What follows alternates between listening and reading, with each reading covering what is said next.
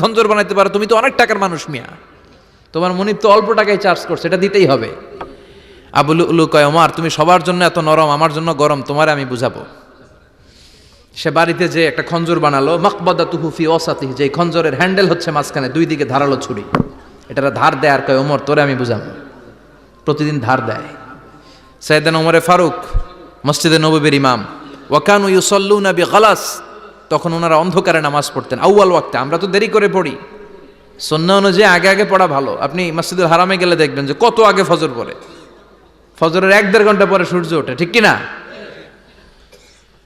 তো সে একবার ছদ্মবেশে ফজরের সময় প্রথম কাতারে যে হাজির, আসলে কিন্তু মাজুসি, সূর্যের পূজা করে। খঞ্জরটা নিয়ে এসে দাঁড়ালেন। ওমরে ফারুক ফজরের সময় ঢুকলেন, বললেন আকিমিস সালাহ, একামত দাও। একামত দেয়া হলো।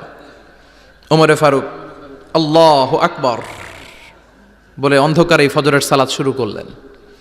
প্রথম রাকাত যখন পড়ে ফেললেন, রুকুতে যাবে, ইন দ্য মিন টাইম সে খঞ্জর বের করে ওমরে ফারুককে 3টা স্টেবিং করেছে। একটা নাভিতে মারার সাথে সাথে নাভিটা কেটে গেল, আর একটা এই পাশে পাজরে, আর একটা পেটের মাঝখানে, পেটও কেটে গেল। ওমরে ফারুক বললেন, কাতালানি আল কালব, এক কুকুর আমারে মেরে ফেলেছে।